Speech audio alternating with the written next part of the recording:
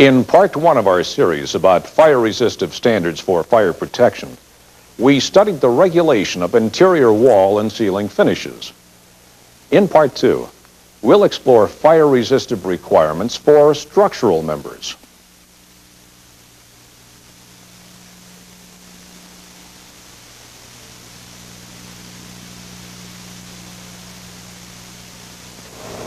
All right, stand by for countdown. Okay. 4, 3, 2, 1, go.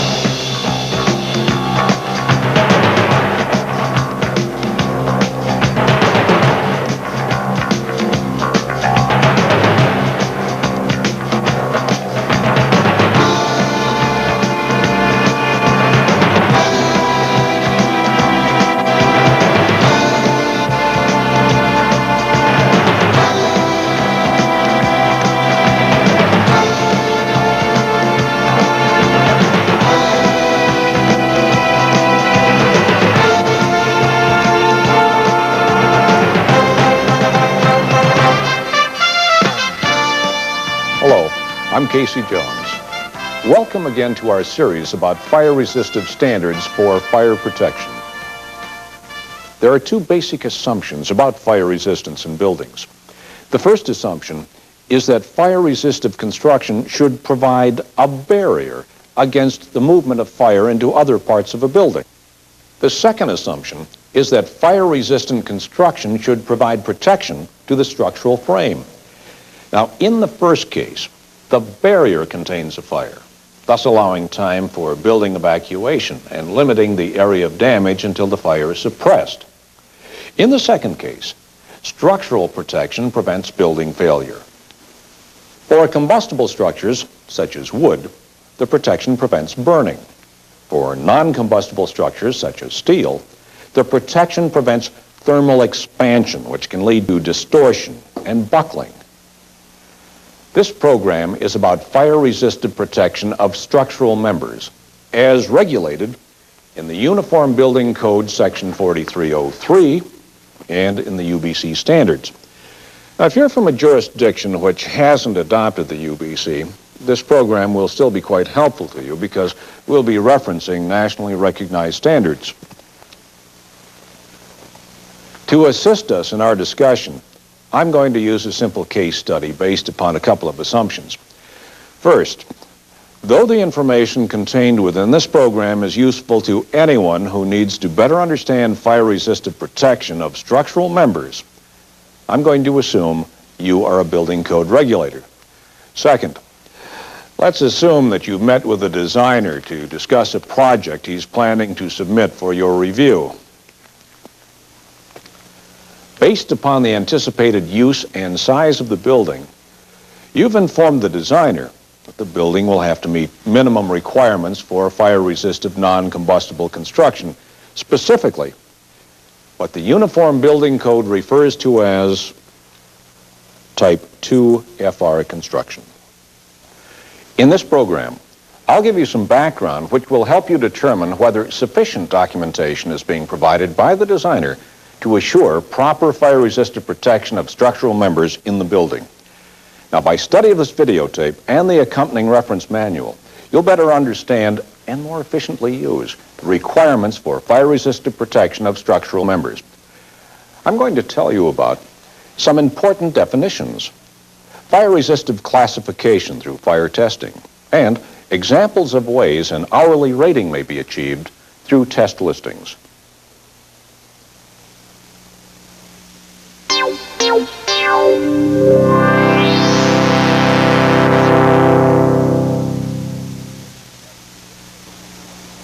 Table 17A of the Uniform Building Code dictates the degree of fire resistance required for various building elements based upon type of construction. Now, the building element that we're discussing in this program is the structural frame. As I said a moment ago, our case study is a building classified as a Type 2 fire-resistive, non-combustible construction. Therefore, the structural frame of the building will necessarily be required to be 2-hour fire-resistive construction. For the sake of clarity, let's define some of the terms we're using here and throughout the program, namely structural frame, non-combustible, fire resistive, and our rating. First, structural frame. Section 1702 of the UBC defines structural frame as columns and the girders, beams, trusses, and spandrels, having direct connections to the columns and all other members which are essential to the stability of the building as a whole. Now, the definition also indicates that members of floor or roof panels which have no connection to the columns shall be considered secondary members and not part of the structural frame. Let's work through this definition to identify some of the parts of a structural frame. In this model, the steel beams are supporting the roof or floor assembly and are in turn supported by the girders. The girders frame into steel columns. As defined in UBC section 1702, these joists, which connect to a beam or a girder, are considered secondary members and are not a part of the structural frame. So in their case, the fire resistive rating required would be based upon the building element in which they would be classified in table number 17A. The definition, which we just read, also says that beams may or may not be considered primary members. The designer and the building code regulator need to make that judgment based upon two criteria. The UBC would classify beams as primary structural members if it is determined that, one, they directly connect to columns, as in this case they do not, or two, they are essential to the stability of the building as a whole. Now, for the purpose of our case study, we will say that the beams, girders, and columns are the structural frame elements for which the designer will have to show a 2-hour fire-resistant protection. Probably the most important elements of the structural frame are columns. Columns carry building loads to the foundation, where the loads are distributed to supporting earth or rock. In a fire, interior columns can be the most severely exposed of any structural members because they may be enveloped in fire on all sides. The material of the column is established by the type of construction, such as steel or reinforced concrete if non-combustible construction is required, or possibly wood where combustible construction is permitted. Our case study requires the structural frame to be 2-hour fire-resistive non-combustible construction. So let's go on to the definitions of non-combustible and fire-resistive. Section 415 of the Uniform Building Code defines non-combustible as either one of the following: material of which no part will ignite and burn when subjected to fire, or material having a non-combustible structural base covered by surface material not over 1/8 inch thick, which has a flame spread rating of 50 or less. If you're not familiar with the term flame spread rating, I suggest that you study part 1 of this series called Regulation of Interior Wall and Ceiling Finishes. Section 407 of the UBC defines fire resistance or fire-resistive construction as that which resists the spread of fire, details of which are specified within the UBC. A fire-resistant material and a non-combustible material are not necessarily the same thing. Rather, fire-resistant material exhibits a certain resistance to the transmission of heat and fire for a period of time. For example, 2-hour fire-resistive construction is construction that will resist the effects of fire for a minimum of 2 hours. So lastly, what are hourly ratings? A fire resistance rating of 1, 2, 3, or 4 hours is the time a prototype of the member or assembly withstood a standard laboratory fire test, or has been calculated through an accepted procedure to resist fire. Now, it is not necessarily the time the assembly will withstand failure under actual fire conditions.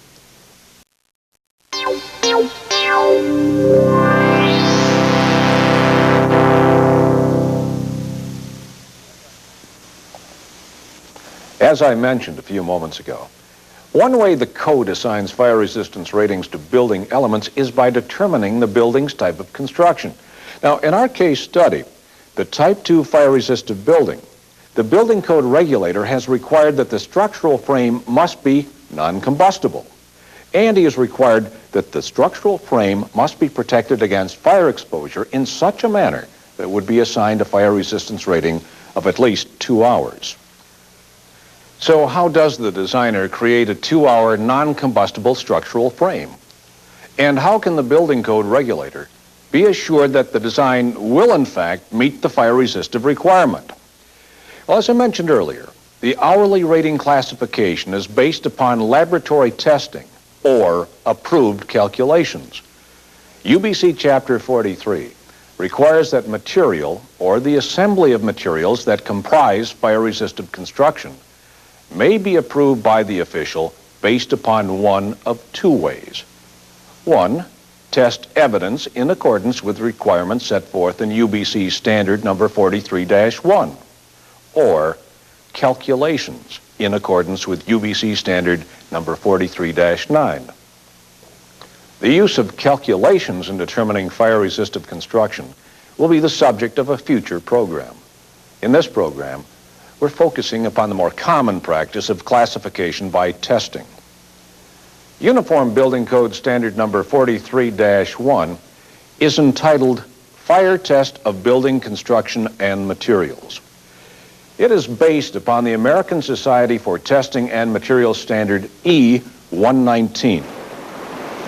The ASTM E119 standard is actually a group of fire resistance tests used to measure, among other things, the fire endurance of columns, girders, beams, and other structural elements. In all of the E119 tests, a specific time temperature curve is kept in the firing of the test furnace. The curve looks like this. It begins at room temperature. At minute 5, it reaches 1,000 degrees Fahrenheit. At 10 minutes, it reaches 1,300 degrees Fahrenheit. At the end of hour 1, the furnace temperature is 1,700 degrees Fahrenheit. At hour 2, it is 1,850 degrees Fahrenheit. And at hour 4, it is 2,000 degrees Fahrenheit. Let's use a couple of the structural members of our case study to illustrate some details of the test. We'll begin with columns. There are 2 tests for columns. The first test is for situations in which the insulating material is designed to assist in the load-bearing capacity of the column, such as concrete surrounding a steel wide-flanged column. The second, more common test is one in which the column is wrapped with insulating material which does not contribute to load-bearing, such as gypsum wallboard surrounding a steel column. The pass-fail criteria are different for each of these 2 situations. For a column with load-bearing insulating material, the testing criteria outlined in UBC Standard number 43-1 and in ASTM E119 requires that the column assembly be exposed to fire on all sides and loaded throughout the duration of the test. The time at which the column fails structurally determines the fire endurance classification, and the test is stopped. For structural steel columns, UBC Standard number 43-1 includes an alternate procedure for determining the fire resistance of assemblies tested without load. During the test, the temperature of the steel column is measured at 4 different levels. The average temperature must not exceed 1,000 degrees Fahrenheit, and the highest temperature recorded at any individual thermocouple location cannot exceed 1,200 degrees Fahrenheit. So much for the testing of columns. Next, let's discuss the testing of horizontal structural members, namely beams, girders, and other primary structural elements.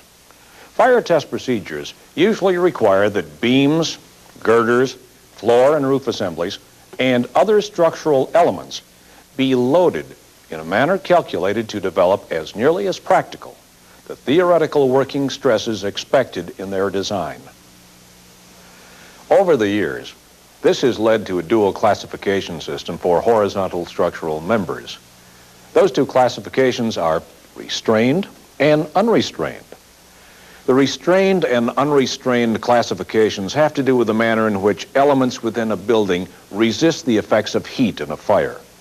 The term restrained refers to thermal restraint. That is, restraint against thermal expansion as well as rotation at the ends of an assembly or structural member.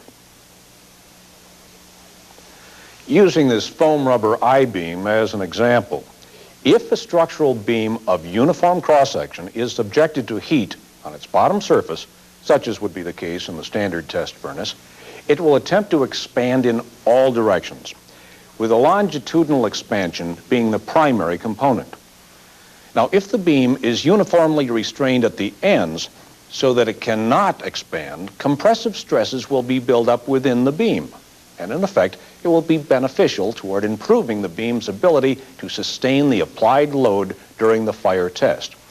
Now, conversely, if the end restraint is applied only to the upper half of the beam cross-section, the beam will tend to deflect downward.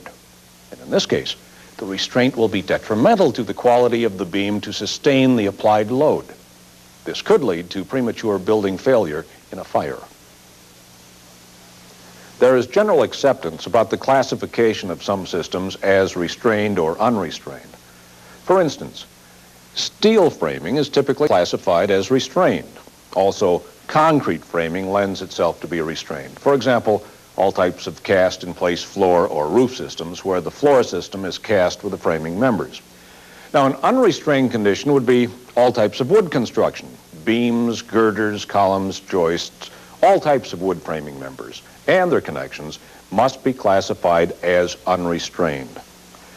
You can find a full list of common classifications of restrained and unrestrained materials and systems in your workbook. ASTM E119 has conditions of acceptance for both restrained and unrestrained horizontal structural members. As you can imagine, the pass-fail criteria are different for restrained and unrestrained. For instance, since our case study calls for a non-combustible 2-hour fire-resistive structural frame, let's compare the 2-hour pass-fail criteria of an unrestrained loaded beam with the 2-hour pass-fail criteria of a loaded restrained beam. During both tests, the beams are loaded so as to simulate as nearly as practical the theoretical maximum load conditions permitted by nationally recognized design standards. As I said earlier, the time temperature curve is the same in both tests. For an unrestrained steel beam, the unrestrained 2-hour rating is achieved if the average temperature at any of 3 cross-sections does not exceed 1100 degrees Fahrenheit, and the individual high temperature recorded in a single thermocouple does not exceed 1300 degrees Fahrenheit. The restrained beam 2-hour rating is achieved if, during the 2-hour test, structural failure does not occur. Plus, the restrained beam temperature limit at any of 3 cross-sections cannot exceed 1100 degrees Fahrenheit, and the individual high temperature recorded in a single thermocouple cannot exceed 1300 degrees Fahrenheit within 1 hour after the start of the test. Also, the restrained rating cannot be greater than twice the rating of the same steel beam tested in an unrestrained condition.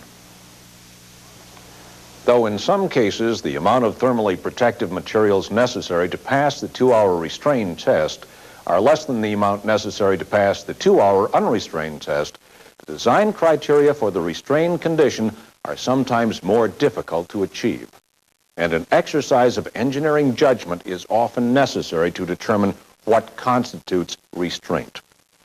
For these reasons, the Uniform Building Code 4302B indicates that fire-resistive assemblies tested under UBC standard number 43-1 shall not be considered to be restrained unless evidence satisfactory to the building official is furnished by the person responsible for the structural design, showing that the construction qualifies for a restrained classification in accordance with UBC standard number 43-1.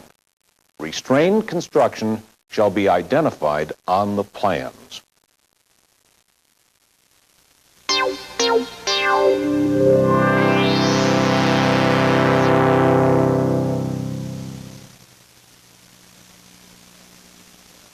So let's continue with our case study.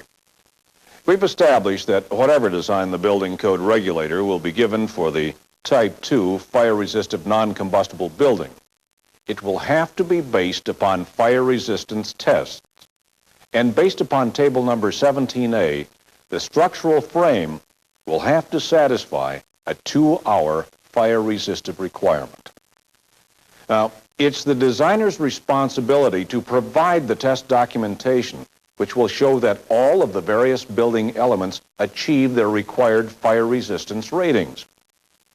UBC Section 4302 states, materials and systems used for fire resistive purposes shall be limited to those specified in this chapter, that is Chapter 43, unless accepted under the procedure given in Section 4302B or 4302C. UBC Chapter 43 recognizes 3 ways to achieve fire resistance. 1, through adherence to the requirements found in Chapter 43 itself. Secondly, any material or assembly of materials of construction tested under the conditions of ASTM E119, as referenced in Section 4302B. And thirdly, any material or assembly whose fire resistive rating is established by calculations, as referenced in Section 4302C.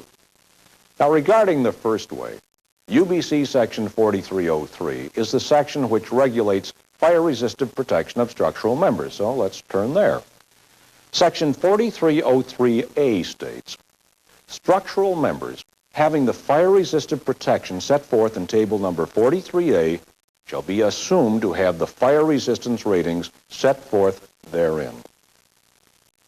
We'll deal with a couple of these specific requirements in Section 4303 a little later, but for now let's turn to table number 43A.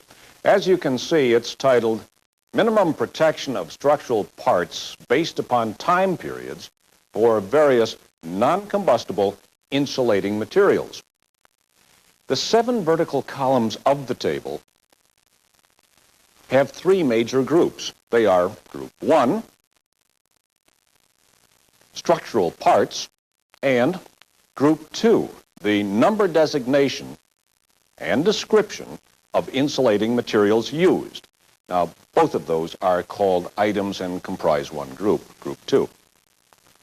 Group 3 is the minimum thickness of insulating materials required in inches for 1 hour, 2 hour, 3 hour, and 4 hour ratings. In Group 1, there are a total of 7 structural parts listed in the table. For example, 2 of these are steel columns in all members of primary trusses and 2 webs or flanges of steel beams and girders. Let's work horizontally across Part 1, steel columns and all members of primary trusses. There are 8 categories of insulating materials for steel columns. Each category may have a number of subgroups. The aggregate concrete category has 6 subgroups designated by point 1 through point 6. Now, in our nomenclature, the 1 represents our steel columns. The -1 represents our category, in this case, aggregate concrete. And the point 1 through point 6, of course, are subgroups. The 8 categories are 1-1, aggregate concrete. 1-2, clay or shale brick with brick and mortar fill. 1-3, 2-inch hollow clay tile. 1-4, Portland cement plaster over lath. 1-5, vermiculite concrete. 1-6, perlite or vermiculite gypsum plaster. 1-7, gypsum wallboard. And 1-8, wood fiber gypsum plaster and sand aggregate. Now, let's look at an example of how the 8 categories are further broken into specific descriptions of material assemblies called items. For instance, subgroup 1-7 lists 3 items. They are 1-7.1, multiple layers of 1/2-inch gypsum wallboard, followed by a number of specific requirements for protection of the column or truss. 1-7.2, 3 layers of 5/8-inch Type X gypsum wallboard, followed again by a number of specific requirements. And 1-7.3, 3 layers of 5/8-inch Type X gypsum wallboard, screw attached to 1 5/8-inch steel studs, followed by specific requirements. To the right of the 3 gypsum wallboard items are 4 vertical columns. From left to right, they are 4-hour down to 1 hour. Notice that item 1-7.1 has a number 2 in the 2-hour column and a number 1 in the 1-hour column. Now this means that multiple layers of 1/2-inch gypsum board totaling 2 inches thickness, adhered and finished by the conditions described in item 1-7.1, would achieve a 2-hour fire-resistive rating. By comparison, a 1-inch thickness of the insulating material, adhered and finished by the conditions described in item 1-7.1, would achieve a 1-hour fire-resistive rating. By the way, also notice that there are no 3-hour or 4-hour thicknesses mentioned. Unless a thickness is specifically mentioned, it is not considered an acceptable means of achieving a higher rating. Let's say that our case study designer had chosen to use item number 1-7.1 to achieve a 2-hour fire-resistive rating for columns in the building. Read with me the specifics of the item. Multiple layers of 1/2-inch gypsum wallboard adhesively secured to column flanges and successive layers. Wallboard applied without horizontal joints. Corner edges of each layer staggered. Wallboard layer below outer layer secured to column with double number 18-gauge wire ties spaced 15 inches on center. Exposed corners taped and treated. It's important to note that there is no minimum size and weight given for the steel column or primary truss member. I'll show you the significance of this in just a moment. Notice that the item says gypsum wallboard. This is referred to as a generic rating. By that I mean there is no reference to a particular manufacturer's brand of wallboard. All of the items in table number 43A are generic ratings. Also notice that after the word wallboard, there is a footnote. In this case, it is footnote 3. This footnote describes the conditions under which gypsum plaster could be substituted for gypsum wallboard. After the word adhesively is the reference to footnote 4. This footnote advises that any adhesive used for item 1-7.1 must be shown by the designer to be approved according to UBC Standard 43-1, ASTM E119. Here's an example of a column protected as described in this item. The first layer of gypsum is adhesively secured to the column flanges and to successive layers using the approved adhesive. No horizontal joints are permitted in the length of the column. The corners of each layer are staggered. The wallboard layer below the outer layer is secured to the column with double number 18-gauge wire ties spaced 15 inches on center, and the exposed corners are taped and treated. Now let's say that the designer wishes to provide a design which would incorporate only 1 layer of gypsum wallboard, preferably 1/2 inch. What would he or she need to do? Now, none of the 3 wallboard items listed in table number 43A uses only 1 layer of gypsum wallboard. Look with me again at the title of the table. It is footnoted with a small letter A. Now, if we look at the end of the table, the footnote says, generic fire resistance ratings, those not designated by a company code letter, as listed in the Fire Resistance Design Manual, as published by the Gypsum Association, may be accepted as if herein listed. The generic, non-proprietary ratings within the Gypsum Association Fire Resistance Design Manual are, by virtue of this footnote and by permission of the Gypsum Association, extensions of table number 43A. If you don't have a copy of the Fire Resistance Design Manual, turn to your workbook of this program. We've been permitted to include a few pages of the manual in our workbook. Turn to Gypsum Association file number CM2110. There you'll find a description of an assembly of materials which were shown to achieve a 2-hour fire resistance rating using only one layer of half-inch Type X gypsum wallboard. As you can see, the assembly was tested by Underwriters Laboratories and was given the name UL R3501-58 Design X520. The assembly description is as follows. One layer half-inch Type X gypsum wallboard or veneer base attached to 1 5/8" steel studs with 1-inch Type S drywall screws 12 inches on center. Studs located at each corner of heavy steel 14 wide flange 228 column. 1 1/4" metal corner bead crimp attached at 6-inch intervals. Here's an example of the assembly described in the Gypsum Association Fire Resistance Design Manual. As you can see, it is significantly different from item number 1-7.1 of table number 43A, and yet it also has a 2-hour rating. How can this be? Earlier I mentioned that there was no size and weight restriction for columns in item 1-7.1 of UBC table number 43A. Now, if the designer can show that the column is heavy steel, he or she can benefit from that mass. Also, the designer can benefit by limiting the direct connection of the insulating material to the perimeter of the column. For many years, it has been recognized that the size of the structural steel column and the profile of fire protection materials applied to the column significantly influence fire endurance.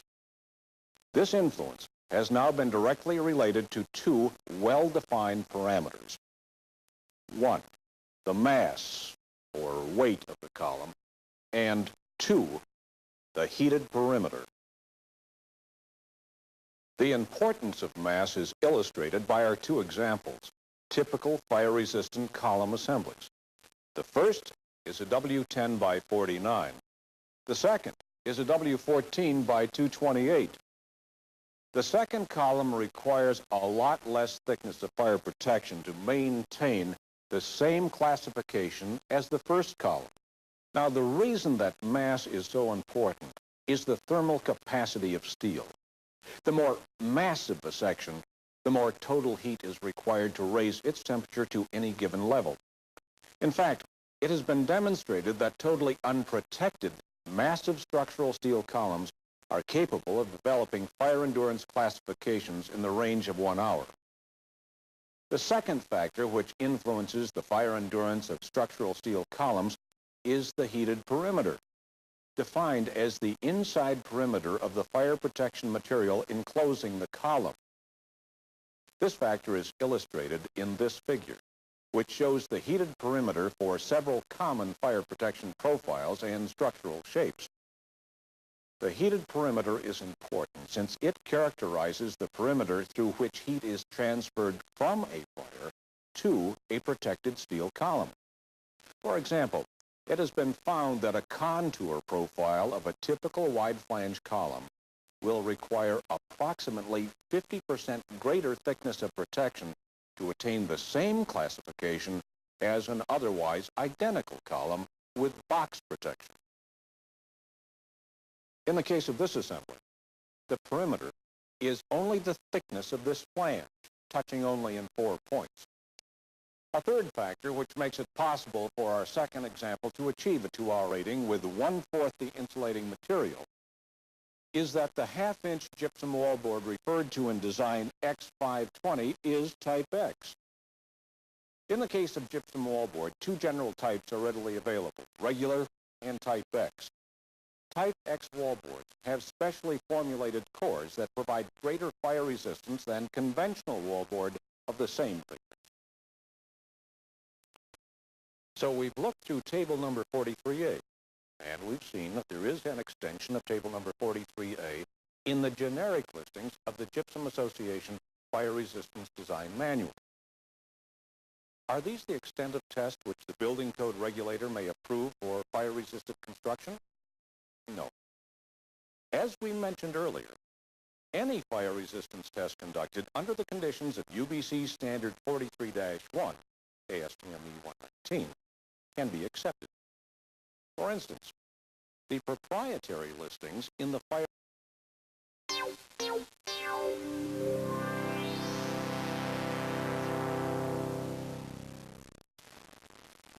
This is the Uniform Building Code Standard number 43-1, or the ASTM E119 fire test for building and construction materials.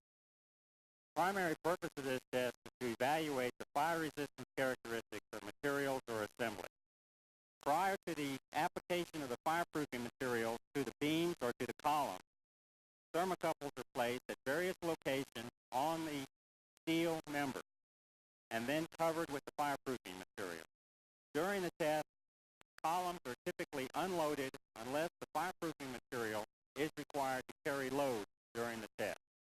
Prior to the fire test, the columns will be placed inside a large furnace such that the column will be exposed on all sides by the heat and the fire.